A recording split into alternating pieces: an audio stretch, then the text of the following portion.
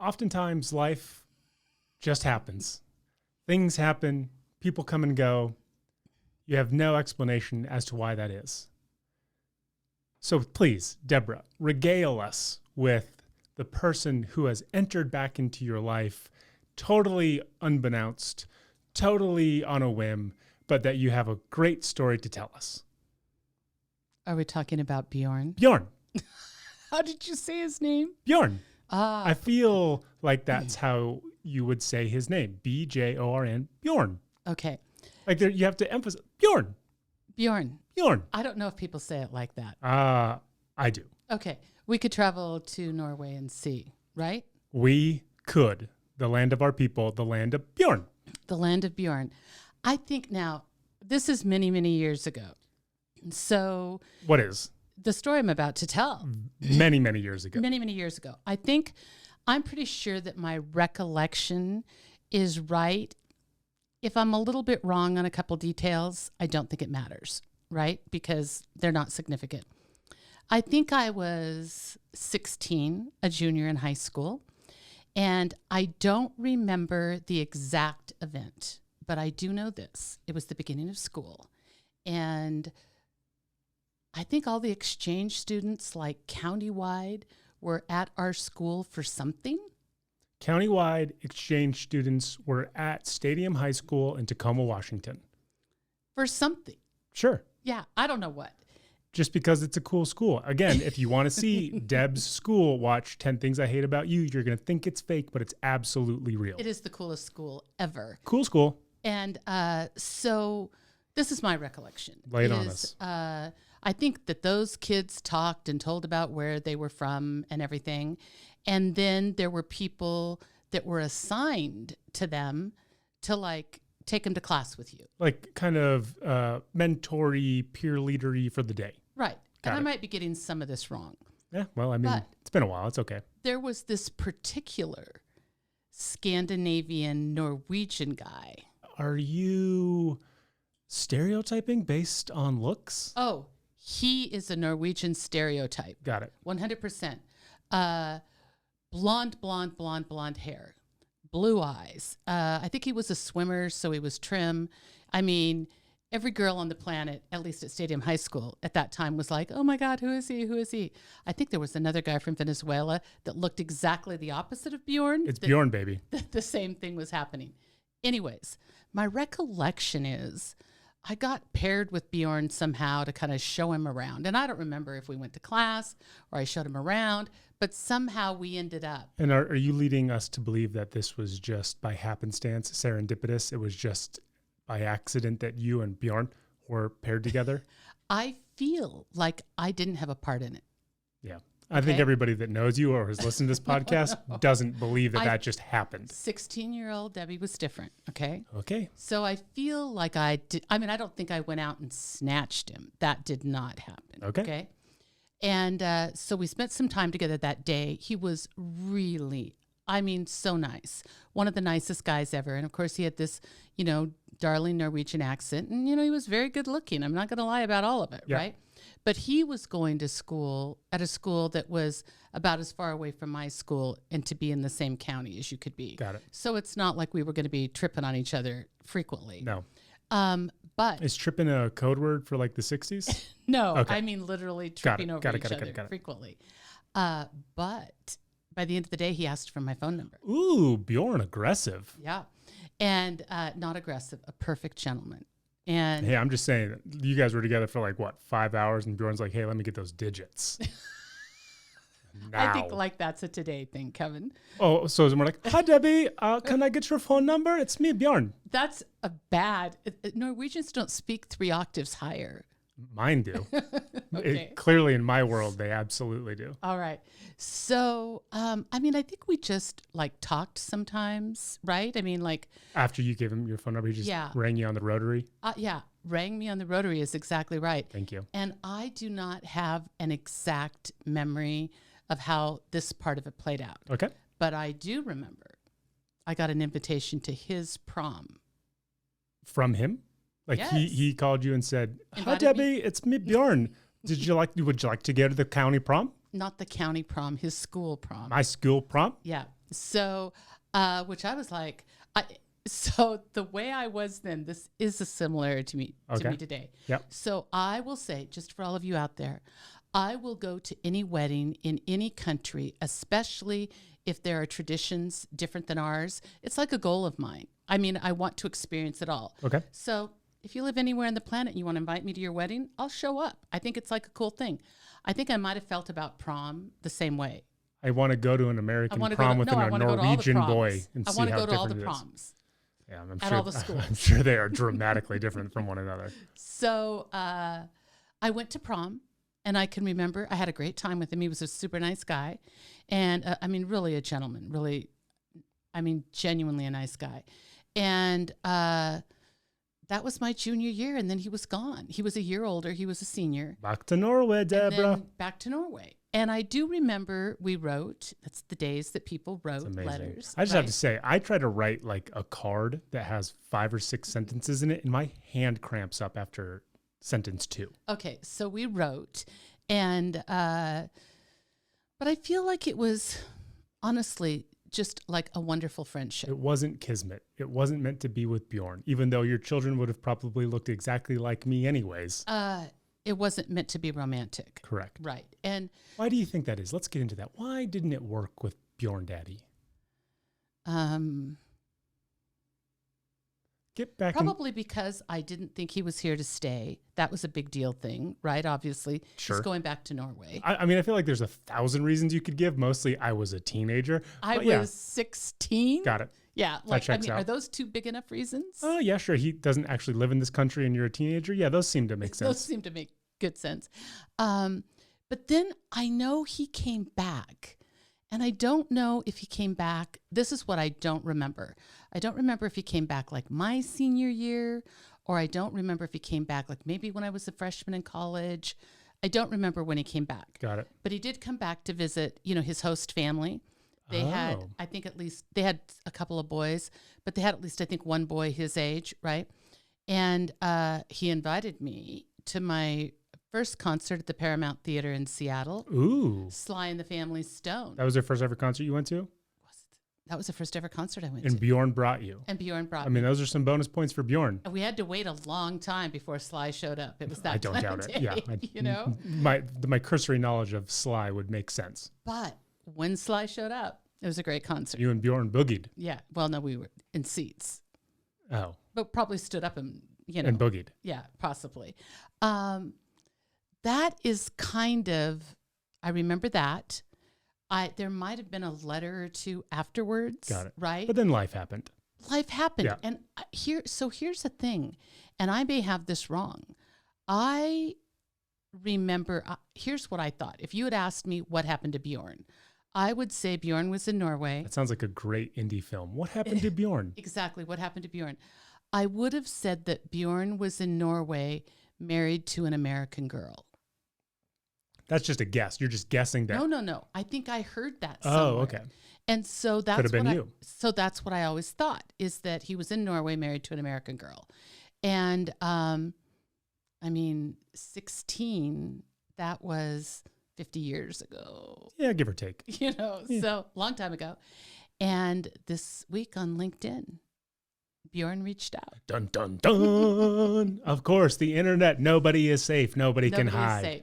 And I was surprised, to say the least. 50 years later, yeah, for sure. And though it was nice to hear from him because he was nice, the only things you want to get out of the way is like, I'm married. Right. Are you married? Yeah. I mean, like all that, sure. like right up front, right? Yeah, that's definitely things that I want to get out of the way when I reach out to people 50 years later. Exactly. I'm not going to lie. The initial reach out was, a small little message and, do you want to accept this thing from LinkedIn? Yeah. And I might have waited a few days just like, and mostly because you have no idea what's on the other side of that. Exactly. And so, and did we not just have a talk about opening doors last Thursday for realsies, not knowing what's behind them? And so, anyways, I accepted it, and now we've texted back and forth a couple times, and it sounds like he's been married for a very long time. I'm I think she's Norwegian for sure. So I was probably wrong about this other thing I heard. And I mean, Well, you might have been right. This could be wife number 7 for all well, you it know. could, but I don't think it is. I mean, maybe, I don't know. It's been 50 years. Yeah, he feels like the same Bjorn, very polite, very kind, said nice things about me, which was sweet.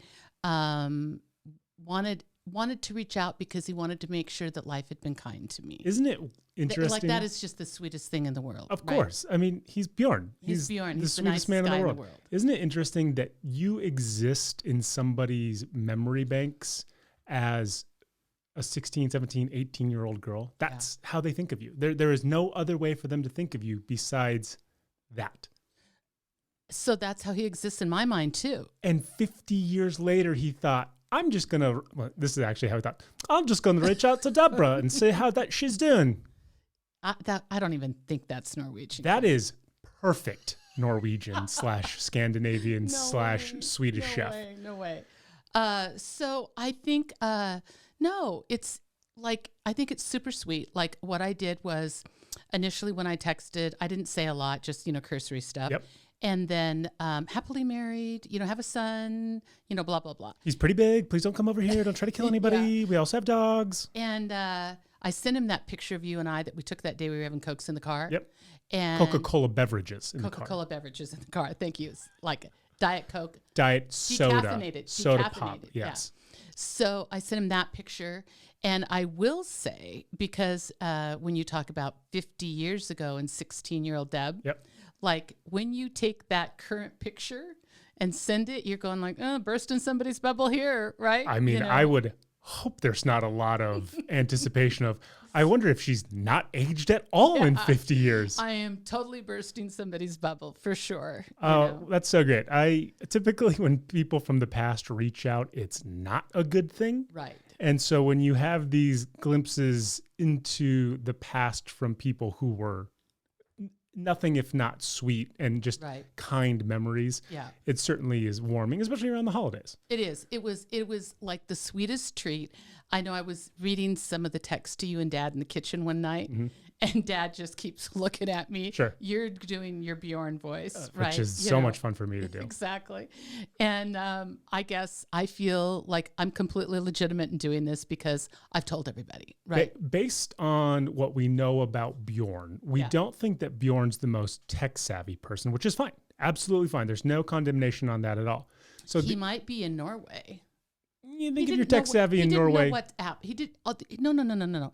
I'm going to defend Bjorn. He just didn't know what WhatsApp was. So we don't think that Bjorn's the most tech savvy person in the world. And if he is, hey, apologies, Bjorn. Apologies. But Bjorn, I apologize for my child. But if Bjorn ever finds his way to this podcast, I have a message for you, Bjorn. Ha, Bjorn. Vi älskar dig. Tack för att du lyssnat. And that says, hi, Bjorn. We love you. Thanks for listening. Let's start the podcast. Oh my God. Welcome to the Deb and Kev podcast. One is a Harvard Business School alum. The other is her son, discussing business, pop culture, family, and everything in between. Now, here are your hosts, Deb and Kev. Hey, hi, hello, and welcome to the Deb and Kev podcast. Let's face it, she's the reason why you're here. Sitting across from me is my Norwegian-loving mom, Deb. I'm Deb. And I'm just happy to be along for this insane ride. I'm her son, Kevin. This is our Monday episode. I want to talk about dinner for Christmas Eve and for Christmas. But before we talk about that dinner, I want to remind everybody, we are openly soliciting you to reach out to us so that we can shower you with end-of-year praise. This podcast would only be Deb and I if it wasn't for the listening audience. And we want... Go ahead. Yeah, please. Sorry. And we want desperately to give you all of the love and adulation and care in the world. All you have to do is text us if you have our phone number. Yeah. Call us if you have our phone number. Show up at our house at a socially distance and yell at us if you know where we live. DM us on Facebook, on Instagram, on Twitter, wherever you consume our content, and say something nice about me. That's all we want. If this has been a tough year for anybody, We will. I'm looking right into the camera when I said, we will make you feel good about yourself. 1,000%. You will think, I can dump that bad guy or girl I'm dating. I can get a new job. I am the king or queen of the hill when we are done with We are going to build you up to the lengths of which you're probably not even deserving of it, but we think you We are. think you are. So again, reach out to us however you can communicate with us. Say something nice about me, and we will do that. Done, I don't done. care if it's 2 people, 20 people, or 200 people. We will spend the entire podcast fawning over how wonderful all of you are. And it won't be the same words for everybody. No. It will be uniquely yours. I mean, we might have to use the words and the, but we will never use the same adjectives. Yeah. New adjectives. It might require a new language. Kevin now speaks Norwegian, apparently. If you want me to tell you that I love you and thank you for listening in Norwegian, I've got it on my phone. So please, we would love nothing more than to thank you for listening to us in the way that we best know how, which is just complimenting you to the ends of the earth. Okay? Are you guys listening? Good. Great. Grand. Wonderful. Deb, we have 2 decidedly different meals coming down the pike for this holiday season. Yeah. I'm actually more excited for Christmas Eves than I am for Christmas. Mostly because there's a very little involved with Christmas Eve. Right. But I think Christmas might actually be better, but Christmas Eve is just low-hanging fruit. And you came up with this idea, which is what? Well, I don't know if there's an exact theme here, the way we're doing it. We have chosen 3 of our favorite, or I have chosen 3 of our favorite meals from 3 particular restaurants. Correct. 2 Thai restaurants, And 1 Indian restaurant. 1 Indian restaurant. So from the Indian restaurant, it's called a crispy chicken. It's a chili Thai. It's not chili Thai, Thai. 'cause it's Chili Indian chicken, where they take chicken breasts, they cut it even smaller and thinner than a chicken tender, but they bread it in garbanzo flour. and then they fry it to this nice crispy crunch, and then they toss it in this sweet chili sauce. So good. It is crack cocaine. So good. But if you ever order it, you have to say, don't put a lid on it. Don't put the styrofoam lid on top. Yeah, because it'll get moist. We like it to stay crispy. So it is, I guarantee, made for white Americans. I almost guarantee there's like nothing authentic about it, but it is phenomenal. It is so good. It is so good. So we're ordering that from one restaurant. Yes. We're ordering chicken pad thai from another restaurant. Because we believe this pad thai, which is up on the restaurant on the top of the hill, has a better spice and overall flavor than the other Thai restaurant's pad thai that we're going to order. I will issue a warning for that restaurant. They ask you for spice, meaning heat. Do you want it 1 through 5? I used to always order 3, thinking, isn't 3 the middle of the road on 1 through 5? If I know math, yes, it would be right in the middle between 1 and 5. I can eat hot. You can eat hot. 3 we can't eat. I mean, it is so hot. 3 is meant to make fun of us. We've gone down to 2, and I will tell you, Dad has trouble with 2, but we're going to do 2. And then, because we love their pad thai. And then there is this thing at the restaurant right down the street that is called Bangkok Sizzling Platter. Bangkok Platter, which is named after the restaurant. And what it is, it's yellow curry with spinach and carrots and onions and potatoes. And then you can add chicken or beef to it. Now, typically, if you're eating in the restaurant, which we will not be, they bring it out on like kind of a fajita skillet. Sizzling. And it is literally sizzling. And it is this depth of flavor with the coconut and the sweet. And oh my gosh, it is so phenomenal. Good. Here's a fun story about that. You and Dad were out of town. I actually don't know where you were. This was just after I'd graduated college. Well, you might have been in Houston. Dad might have been visiting you. And I had just broken up with my girlfriend. And I texted you and I said, I'm depressed. I rented a movie, which... Because you rented movies in those days, yeah. How terrible is that? It's called The Inside Man with Denzel Washington, Spike Lee movie. Oh, yeah, that's good. And I ordered, I want to say, a family of 6 worth of Thai food. From Bangkok? Easily. Oh, my gosh. And I sent that to you and you said, well, that sounds lovely. Don't go get drunk or something like that. Like, this is like a healthy coping mechanism. So whenever I think about that Bangkok sizzling Thai platter, I think about being 23 and having just broken up with my girlfriend and just eating my feelings. Yeah, I think like that was a healthy alternative than going and getting drunk. Totally. Yeah, for sure. So we're just going to order a couple orders of everything at every restaurant. There were 3 of us. We can each hit a restaurant, come home, and that's what we're going to eat Christmas Eve. Bang, bang, boom. This is the year nobody should have invited us anywhere to go on Christmas Eve. True. I will say for all the future Christmas Eves, we're happy to go anywhere on Christmas Eve. Invite us. We'll come to your house. We'll bring treats. We don't care. Yeah. Here's the thing that is great about us and that is terrible about us. We genuinely don't care. If you have these traditions that are like passed down for 10 generations that sailed over here on the Mayflower with you, we would love to experience that. We want to do them. We don't care about anything we do. What we do is literally the bare minimum. So if you say, hey, we have some extra spots, the Deb and Kev and Gare are just sitting around eating 2 different types of Thai food. Let's invite them over and see if they want to enjoy this authentic Nigerian, Venezuelan, Norwegian Christmas. Ethiopian we're there. Thing. We'll eat it. We're there. And we'll love it. Love it. I will say that mostly has been successful for us by doing what everybody wants Christmas Eve, except for this one that I want to remind you of. Oh, no, I know exactly what you're going to talk about. Speaking of relationships. I didn't think you would know. I know exactly what you're talking about. Your high school girlfriend's family Yep. invited us to go out for Chinese on Christmas Eve one year. Yep. And we said yes. And because we say yes to everything with a cat. We say yes.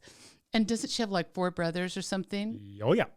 And I just, and we know. And it might have been testy at the time between me and them, which I think was perpetual for the relationship. And we know the mother and father. It shouldn't have been weird. I mean, you went to the same school. We know the parents. I felt like, oh, dear God, get us out of here. The tension, you could cut it. It was not a good time, to say the least. Yeah. It was. They're lovely people. Nothing wrong with them. It had everything to do with me and her. We were the cancer. We were the bad. Everybody, had you just omitted us, would have had a lovely evening. I'm sure they got in their car and went, never again. Totally. And we got in our car and went, never again. Yeah, that was, I think at that point at 16 years old, we said, we're never spending Christmas Eve with somebody else's family unless you're married to them. Yeah, I think that's a love interest family. Yeah. Yeah, that was, I know exactly what you're talking about. That's hilarious. So that's what we're doing for Christmas Eve. If we fast forward 24 hours, what are we going to do for Christmas? Well, we're doing, as I say, this is probably a version of Dad's favorite dinner in the world. Sure. But you and I are right there. We're perfectly fine with this dinner. I have no qualms. No sacrifices being made. Nope. So we'll do a traditional steakhouse fare. How come I couldn't come out with that? I think you're pretty jacked up from the Bjorn conversation, so your brain just spitfiring in 1,000 different directions. We're doing prime rib. We're doing prime rib with traditional steakhouse sides. So Kevin actually Googled these.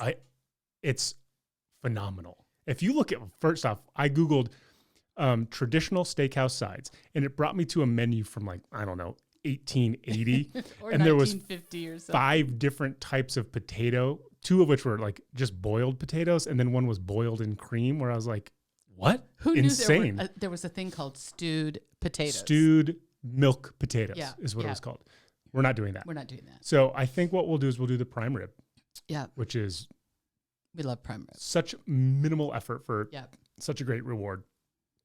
I like the idea of doing a wedge salad. And here's why I like it. Because it's green, it's crisp, but because we're doing steakhouse fare, we still assault it with calories and fat. 100%. There's no counting anything on We're this. putting bacon on a salad that is drenched in ranch or blue cheese with some red onion and cherry tomatoes that I'm not even going to eat. You'll eat the cherry tomato because you'll dip it in ranch. Maybe. Yeah. And then we're going to do potatoes au gratin, which we have a phenomenal recipe, which is insanely easy to make. We have figured it out. We've had average, tasteless ones. I will say, if you think you have a great recipe, the secret to any au gratin recipe is just to over-season the heck out of it. Now, whatever they say, double or triple it. Now, do we remember the difference between au gratin and scalloped? Because there's a difference of which I don't remember. I picture scalloped, because we don't use any cheddar cheese in our au gratin potatoes. I feel like the scalloped, don't you see them baked with cheddar bubbling on top? And ours are really white, except for the herbs that we put in. The key difference between scalloped potatoes and potatoes au gratin is whether or not cheese is used. So not even a type of cheese. Potatoes au gratin uses grated cheese. Scalloped potatoes do not. Oh, don't use cheese at all? No. Well, we do use cheese in ours. We use... So technically, I guess we're making scalloped potatoes. I guess we're technically making scalloped, though Wait, a did I lot read of that heavy wrong? cream is involved. No, Yeah, yes. a lot of heavy cream is yes. involved. Alarming amount of heavy cream is involved. And we figured out one year... No, we're making potatoes au gratin because they do have cheese. Scalloped potatoes are just the potatoes and cream. Oh, okay. We could post our recipe, though, because it is a very good recipe. It is. Yeah. The hardest part is slicing the potatoes thin. That's literally on it. the mandolin. That's it. Yeah. And then creamed spinach. Cream spinach. Which we all love. I don't know that I've ever actually consumed cream spinach. Really? Very real. So we're using Morton's Steakhouse recipe Okay. for the cream spinach. You hate mushrooms. Dad loves mushrooms. Yep. So there will be some sauteed mushrooms on the side, Yep. right? Mhm. There will be horseradish in sour cream Love it. for the prime rib. Yep. And I think that's it. That's enough for the three of us. Yeah. Are you going to put out the little thing of oh no, that's not steakhouse. What? And that's Thanksgiving with the olives and the... Oh, yeah, the little pickles and Yeah. all that. I can do that. Sure. Got it. That'll be fun. Yeah. What are those little pickles called? Gherkins? Gherkins? Gherkins. Is it gherkins, Gherkins. or gherkins? Gherkins. Giblets or giblets? I realized I was wrong. I said giblets, you said giblets. I looked it up and you were right. Oh, was it? Giblets, yeah. Giblets and gherkin. Yeah. Hey, Bjorn. Stop. Look at Bjorn, if you ever listen to this podcast, this particular one, Gherkin Scandinavian. I apologize. I'm sorry. Bjorn, Bjorkin Scandinavian. Correct? Thank you for saying yes. Yes. So that is what we were doing for our meals. We will obviously take pictures of the prime rib because it's going to look delicious. Oh. If you want us to take pictures of all the food that we didn't make, we'll do that We're too. going to take pictures and make it look great. I Love mean, it. our food for Christmas Eve, for sure. Love it. We already gave credit to the restaurants. Ooh, here's something. What are we doing for dessert each night? Forgot about dessert. Well, you did ask for an eggnog cheesecake. Oh, yeah, that's going to be If you want awesome. that, then that's what we'll do. For both nights? I'll probably cook it Christmas Eve, and then we just have it both nights. Okay. Okay. I'm happy. Super is that happy all with right? that.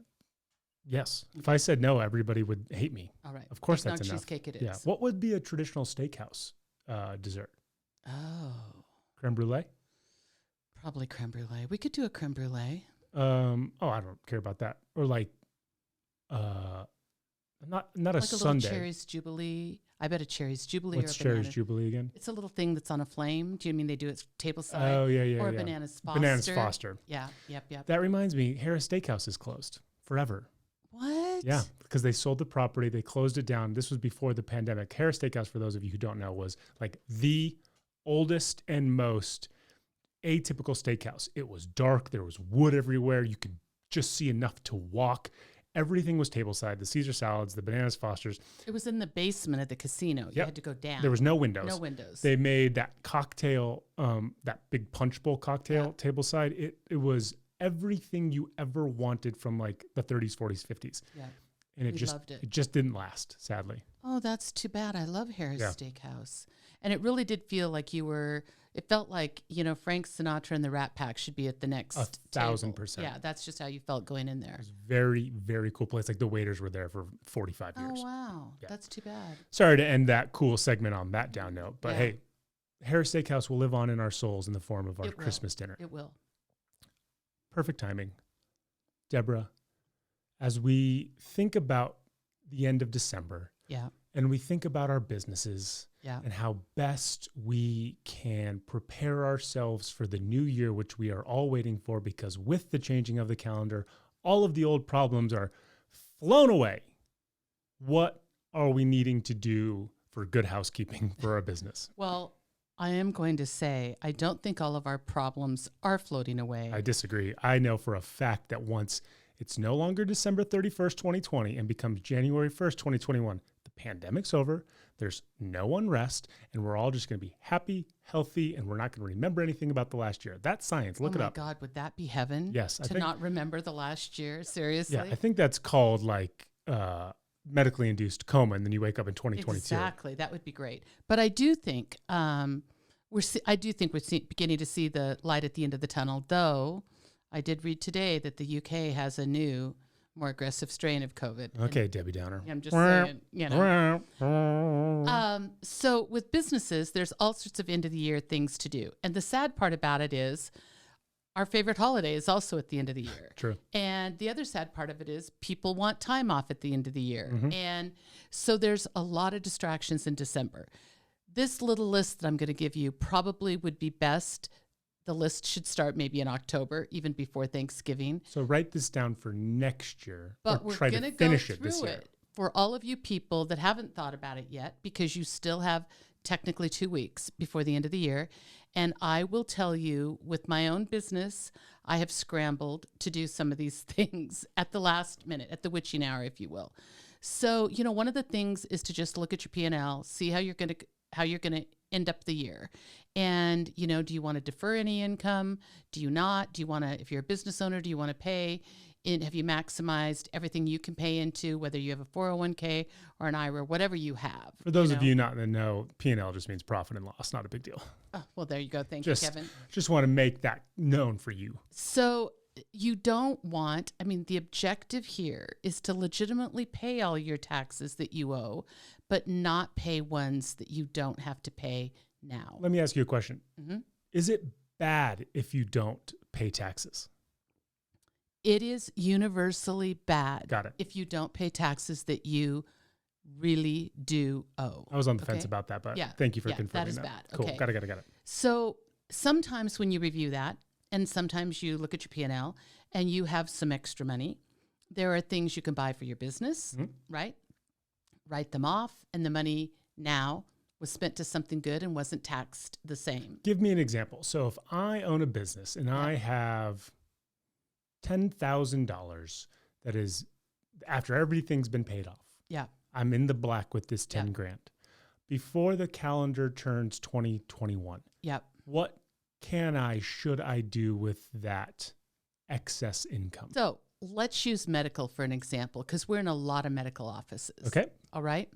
So there's always some new equipment.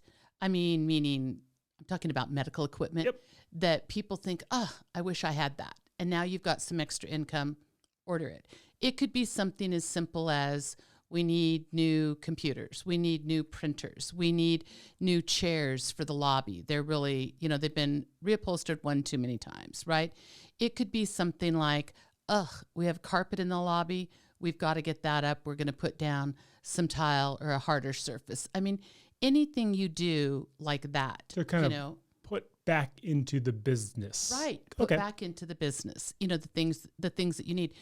Honestly, it could be, I think that I always think that Christmas bonuses, people have regulated bonuses, meaning the bonuses come off of sales, right? Those kind of things. Percentage of. Right. They're earned. They're steadfast. You make them or you don't. Right. You make this amount or not.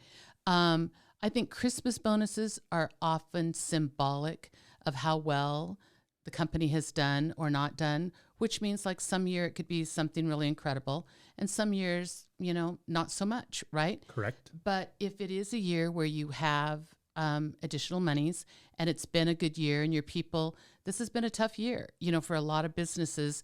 And if your people have really come together and really done a good job, then a bonus is a great way, to really say, hey, thank you. So in theory, if I had extra $10,000 and I had 4 employees, I could just say, here's $2,500 a pop. You could. Oh, okay. Yeah, you could for sure. And that would be incredibly generous. It would be. For you to do something and like in that. my hypothetical, I am giving my fake employees $2,500 each. I always say, if you do have a year like that, so for you and your business, that would be like a real $2,500 each would be a lot if you were giving them to your small business. Yes. And I do think you have to be clear on the message, meaning this year we did great. This is not an every year, Sure. kind of thing. Right. I mean, it's a little bit like Christmases. Some Christmases are downsized and some Christmases are incredibly extravagant, right? Yep. So it kind of follows with that. So bonuses are way, we talked about maxing out any kind of retirement programs or any kind of IRAs that they're eligible for, any contributions that you can make to that, do that and max those out. I think, like if you're a contractor, then you want to line up your 1099 information and make sure that you send that out. I mean, if you're a business owner, you send that out, to the contractors that you worked with. But these are just kind of the last minute things because once the clock strikes midnight, technically you can't do any of this. You can't defer your income. You do have until April 15th, technically, to make a contribution, I think, to your IRA if you're self-employed. Got it. And that counts for the past year, but it has to be before your taxes are actually filed. But I think that's the only one. Otherwise, the clock strikes and what's ever left, you just pay taxes on it for whatever tax bracket you're in. And I have to legally pay those taxes. Yes. Okay. Yes. If you owe them, you have to pay them. Okay. Yeah. But what if I don't want to owe them? Well, you cannot want to owe them. You would still have to pay them. Got it. Okay, that makes sense. I'm going to do some Googling. I mean, it sounds like you're pretty definitive about that, but I'm just going to do some Googling. There are some things in the world we play with and some things we don't. And the IRS is not one of the things we play with. Okay? I'm gonna Google, can I play with the IRS and just see what happens. And then the last thing I would say, forget that last thing Kevin just said. If you don't believe what Deb is saying about taxes and you're in my camp, let's have a conversation offline about whether or not paying taxes is like written in law. Paying taxes is written in law. Okay. Okay. But do you know that for a fact? For a fact. Okay, got it. Okay. So I also think that it's really time, and this is sometimes hard to do, but it's really time to kind of reflect on your business, start thinking about the upcoming year, the upcoming quarter. In Kevin's perfect world, we would have no recollection of 2020. That would be awesome. But I also think it's a time to not just say as a group to your people, like, job well done, or wow, we made it, we're in this together. But I mean, if you can take time, and I'm not talking about like an hour, but I'm just talking about a couple minutes really to say something special, to each of your people or each of the people that report to you. Let's say that, because certainly in bigger companies, that would be impossible. And I just think that that is such a nice moment. It's a good way to wrap up the end. It's a good way to launch the new. And I do think, I don't think, for us, and it's not just America, obviously, it's worldwide, vaccines arrived this week. It feels, I think, whether you're for or against the vaccine, I think we can all agree there's a certain population that definitely needs it. Correct. And so, I mean, that's kind of let's call it a global gift, if you will, and that's giving all of us hope for our lives to return, to what we knew as normal. So, I think it's really, really important to be positive, to be energetic, to be sincere and authentic, with our employees, and let them know how much we appreciate the job they've done for us. If you were to tell businesses one thing, and I'm kind of putting you on the spot here, so take this for what it is. There's 10 days left as we're recording this podcast in 2020. Mm-hmm. What would your galvanizing rah-rah be to your people who have worked their butts off, who have worried about income, who have worried about health, who have worried about their friends and family, as their boss, as somebody who sees them 40 plus hours a week, who is integral to their livelihoods? What would your message be to them? And that doesn't mean that you're speaking on behalf of everybody, but as Deb, what would your message be to them? So my message would be, first of all, to acknowledge that this was a really, really difficult year for a million reasons. And even if anyone didn't have something particular befall them, right? Mm-hmm. I mean, we all were wearing this heavy weighted blanket called COVID, right? Totally. We were also wearing this heavy weighted blanket called, the economy and election, right? All that went with that. And so I think, number one, I would acknowledge that, because people feel that differently, but to act, even if you felt a little unscathed because of your circumstances, everybody didn't feel that way. So I think it's to acknowledge that we've been through a difficult time together, number one. I think that the second part of it is, and depending on who you're talking to, one of the groups that I feel particularly bad for are like young parents. I mean, kids in school, kids out of school, kids not going to school, everybody's working. I mean, like, what do you do? Daycare's open, daycare's closed. Daycare was open last week, it's closed this week because of COVID. I mean, it is really hard to be employed, show up at work, and have small children today.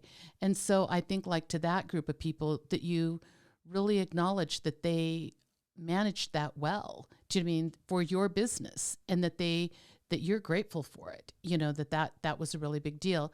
And then I think if you've had a good year, I mean, if you've even ended up even, you know, with 2019, you've probably had a good year. Sure. And I know a lot of the people that I work with have gone far better than even. I mean, they've done incredibly well in spite of all the challenges that have gone on. And I just think, you know, it's important to say to our employees, that place that you drew from, you know, that extra energy you needed, that extra positivity that you brought to the workplace, that those days you made me smile and encouraged me, and, you know, I watched you encourage others. I think, like, that's what it is. Like, I think it has to be, this year at least, talking about the human challenges we face together, the things we conquered, and then mentioning, you know, how they brought their best to the table and being grateful for it. Can I summarize that? Yeah.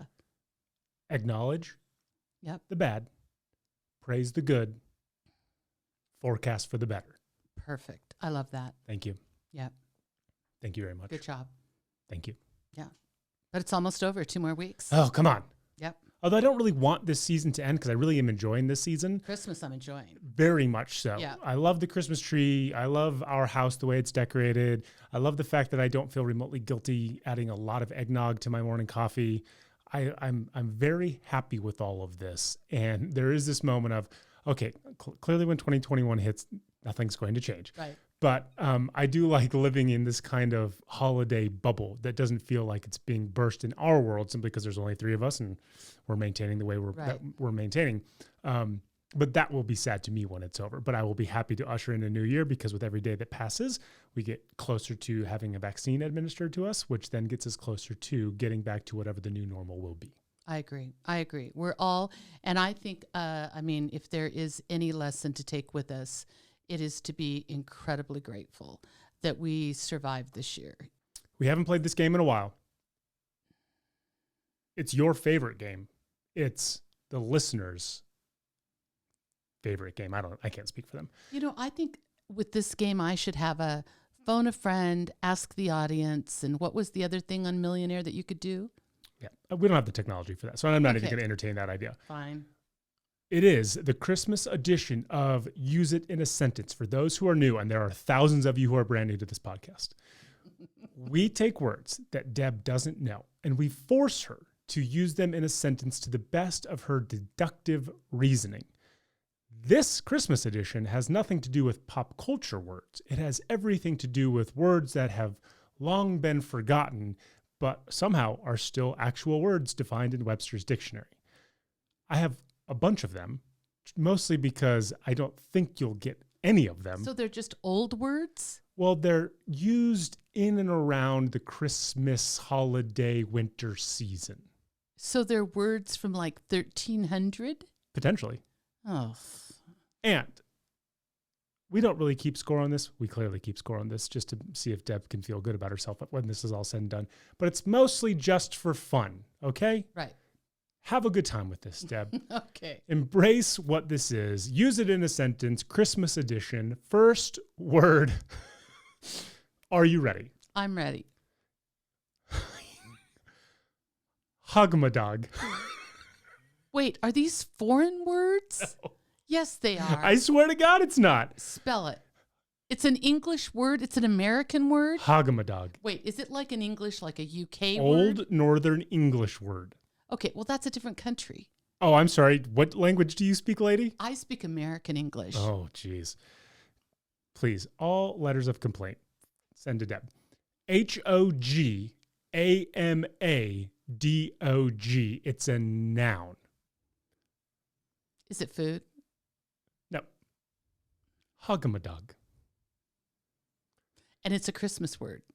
It's more of a winter. Oh, here's a hint. It's a winter activity, typically. Hog-a-ma-dog. Hog-a-ma-dog. And it's a noun. It is a noun.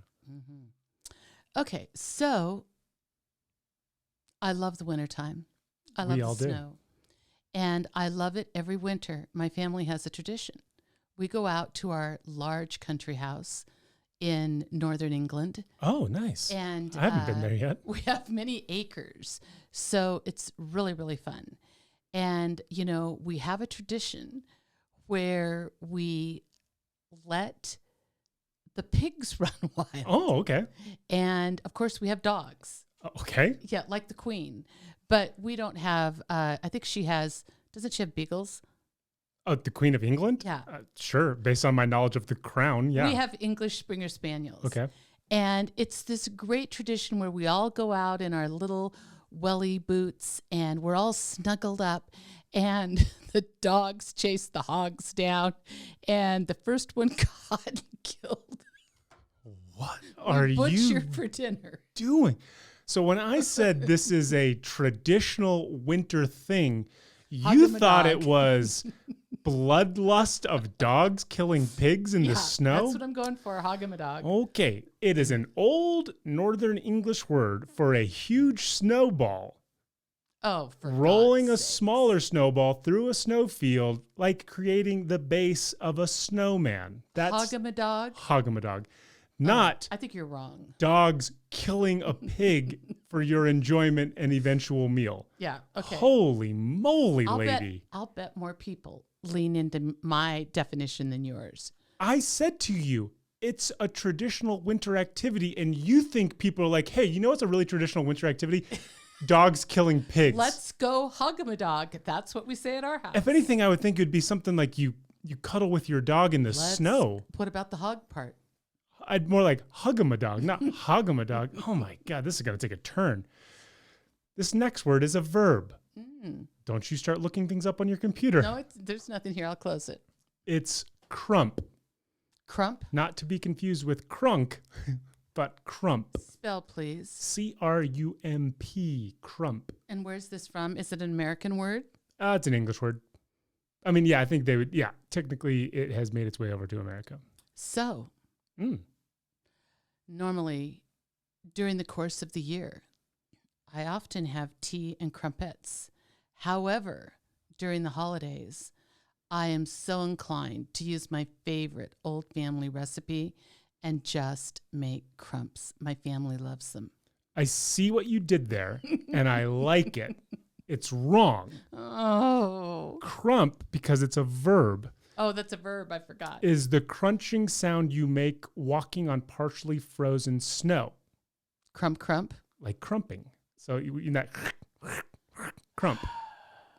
Good to know. Remember the part of speech. Okay. Maggle. English again. Yeah, Scottish. Scottish. Oh, yeah. I'm sure I know that. M-A-G-G-L-E. It's a noun. Maggle. Maggle.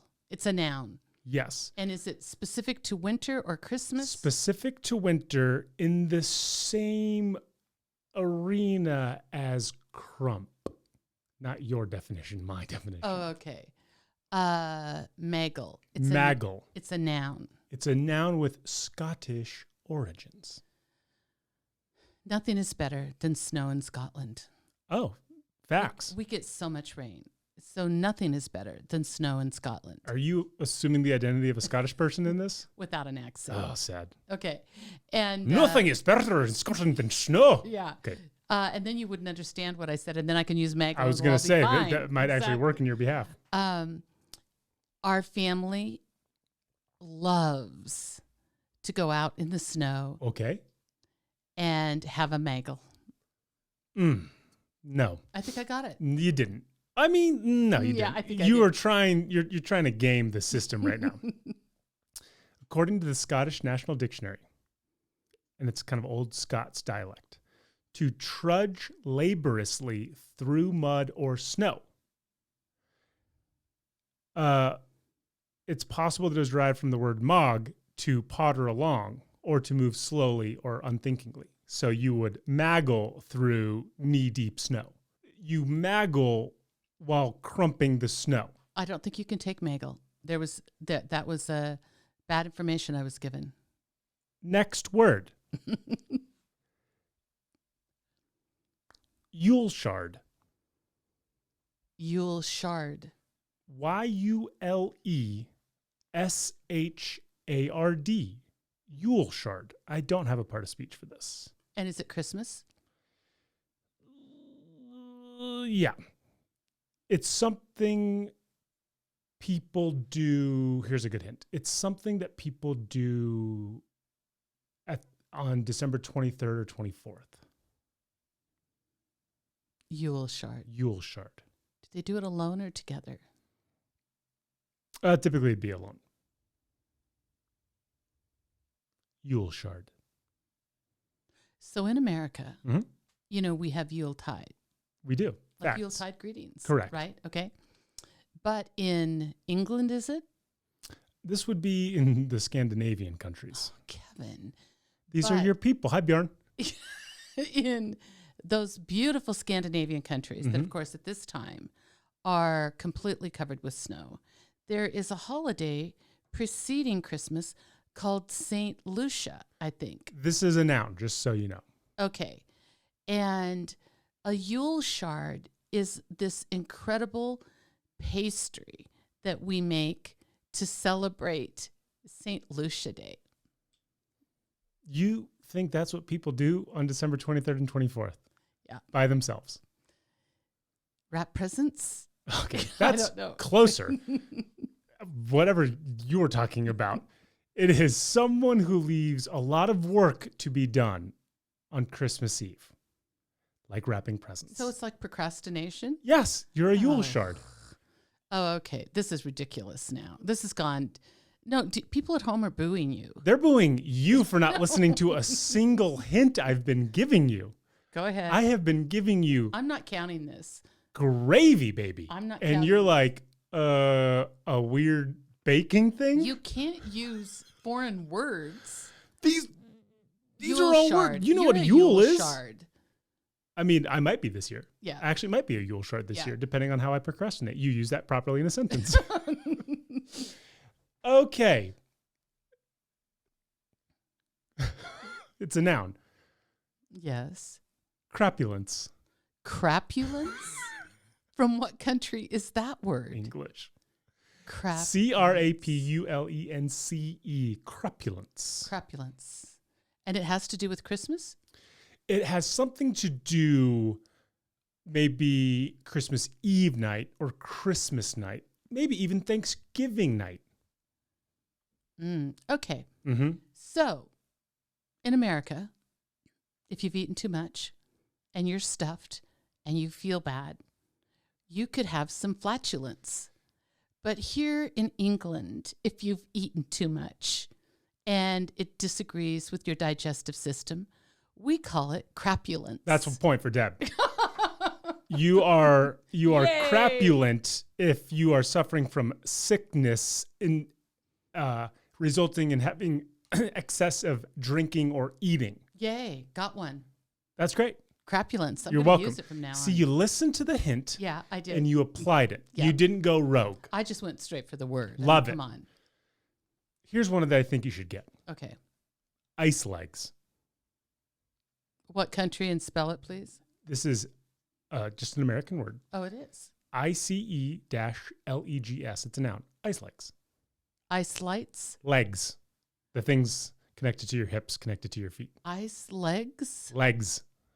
Ice legs. Legs. Arms and legs. Ice legs. Legs. Okay. So, when you live in Minnesota, Mm-hmm. most of the lakes freeze over. That's true. Our friends Liz and Dave have told us that many times. I've also just know it because I'm alive. Yep. And so if you want to go out on that, you have to have ice legs. That's a point for Deb. The ability to keep one's balance while walking or skating on ice to get one's ice legs. Yay. That's 2 in a row. 2 in a row. Here's the one that is just going to be good times, okay? It's called, now Deb, get your mind out of the gutter. Okay. It's called a Yule hole. similar to Yule Shard, it is Scottish derived, and it has something to do with crapulence. It's a byproduct of crapulence. Get your mind out of the gutter. There's nothing here that would be untoward. There's nothing here that would be inappropriate. A byproduct of having consumed too much of something. Okay. So what country am I in now? You're back in Scotland. I'm back in Scotland. So we love it in Scotland if we get snow at Christmas time. We do, because we have been there many times for because Christmas. Otherwise, it's just a wet and muddy Christmas, and we don't like that, Nope. right? You know, one of the tough things about living in Scotland is we eat very rich food. You know, we all love us some haggis. Haggis? Yeah. Okay, haggis. Haagen-Dazs haggis. Same Yeah, thing. we all love us some haggis. But as good as it is going down, it's very disruptive to the intestinal tract. The tum-tum. Yeah.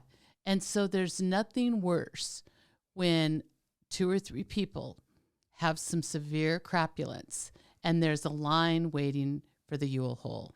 Close. It's what you would do before you go to the Yule hole in your sentence. After overindulging, it's the word for the hole you have to make or move your belt to after you've had too much food. Oh. So you're going to the third notch on your Yule hole. Yeah. That just seems wrong to you. I liked mine better. You want to become crapulent, maintain your ice legs, yes, and use the Yule hole. Use the Yule hole. Yeah, that makes sense to me. Yeah. I think those definitions are far better than the real definitions.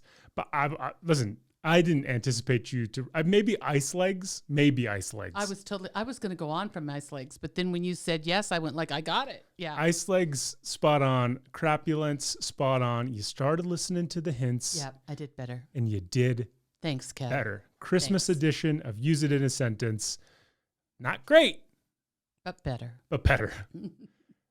Deb, as we wind down, what this week, the week of Christmas, are you thankful for? I am grateful this year for... Oh, that's next week. This is Christmas. We have New Year's next week. We'll get into that. Oh, you want a special Christmas grateful? Oh, I don't know. I'm just saying, save the end of year stuff for the end of the year. Okay. Right now, we still have another week. Okay. I am actually grateful that this holiday, Christmas, that, you know, we normally would all be, you and Dad and I would be together Christmas Day. You know, that's always how we are. Yep. I do feel like because of all that's going on in the world, you know, you feel like you're hunkering down a little bit more. You know, I don't want to say sheltering in place, but it's kind of happening. I guess I'm just really grateful that none of us see it as a hardship. None of us see it as like this horrible, painful thing. There aren't some people that we're missing that we would normally see that we can't see. I mean, the 3 people that are most important are here. Sure. And, you know, we're actually totally enjoying our holidays and, you know, loving each other. And like you said, you mentioned, you know, I love walking down every morning and seeing the lights and smelling the oils and all of that. And I'm just really grateful that we're actually fine with our circumstances, even though we're not in control of them. I totally agree with that. I'm thankful for, as COVID is clearly ramping up everywhere, that our bubble is small, so we're not exposing ourselves to much. I've been able to have small visits with friends over the past couple weeks. I've been able to find most everything that I needed online. That's nothing new, but in this year, that is extremely important. It's a thing. Yep. And I feel like all of us are on the same page of we are appreciative to have each other as happy and healthy relatively as we can be right now, because we know that there are others who are struggling. And so I am just appreciative that this small element of the holiday season does feel normal, whatever normal is, feels as normal as possible given what's happened. And I'm very appreciative of that, because after having gone through the summer, where the summer definitely felt fun, but clearly different, and then having everything catch back up to us in the fall and in the winter, it is nice to have something kind of that feels unmarred by what's happening. And it's nice that it's Christmas. Yep, it is. It is. And I mean, we do feel, listen, we understand while we're not disappointed, we're not experiencing that in our lives right now. Yep. We do know people who had plans to go places and be with family that they hadn't seen in 9 months or whatever. And, somebody came down with COVID. And I mean, we're sad for them. We're disappointed for them. We're holding all those people, in our hearts and prayers. But we are, we're grateful for our situation. 1,000%. Deborah, what can I smell coming from the kitchen right now? So there was a restaurant here 1,000 years ago. Mm-hmm. We used to order, it used to be called Murphy's Chicken. Famous Murphy's Chicken. Yeah. And we loved it. It was kind of a linguine with this great, I don't know, creamy cheese sauce. And it was not low-cal. Oh, it gosh, was not low-fat. No. If you had any type of dairy allergy, you would die upon smelling it. 100%. But was it delicious? We haven't had it in 15 years? Probably. And I can vividly remember all of it. But I saw a keto recipe that looked like Murphy's sauce, if you will. And but they added some fresh spinach and they added sun-dried tomatoes, some other things. And instead of chicken, we have some giant shrimp. So we're going to do that for dinner tonight. I think it'll be really good. If it's even in the same hemisphere as Famous Murphy's Chicken, it's going to be divine. I'm going to rationalize that because there's sun-dried tomatoes and onions and garlic and spinach in it, that's good enough for me that, it's kind of a vegetarian option, right? Well, you said it's keto, so in theory, it's healthy for me. Yeah, I mean, but keto includes cream and cheese. Right. Yeah. And that makes it healthy for me. I choose to treat keto the same way I choose to treat taxes. I'm just not going to acknowledge it. Okay, there you go. At least until the end of the year. Correct. Okay. Until somebody comes knocking on my door or until I have type 2 diabetes. There you go. It smells phenomenal. Good. And I'm very excited to eat it. Good. That is going to do it for us on this Monday episode of the Deb and Kev podcast. Remember to like, rate, and review wherever you listen to us. And please follow us on all of our social channels. And you can see this particular episode on our YouTube channel. And Did you say YouTube? YouTube. YouTube channel. I tried to find something Christmassy to wear. I don't actually own anything Christmas related, so I have on a green cardigan and a red t-shirt. It's kind of a forest green and kind of a burgundy, actually. Yeah, I mean, I don't have anything that's bright green or bright red, so this has to do. And you still have on shorts and slippers. I'm wearing my terry cloth shorts. I don't know what you want from me. This is as good of Christmas as it could possibly get. Sorry for derailing the end of this. That is going to do it for us. Mom, I love you to death. I love you, baby. We will see you all on Thursday, the day before Christmas. Yep. Have a good week, everybody. Thank you for listening to the Deb and Kev podcast. Remember to like and subscribe wherever you listen to this podcast. Follow Deb and Kev on Facebook and on Instagram and Twitter @Deb and Kev Pod.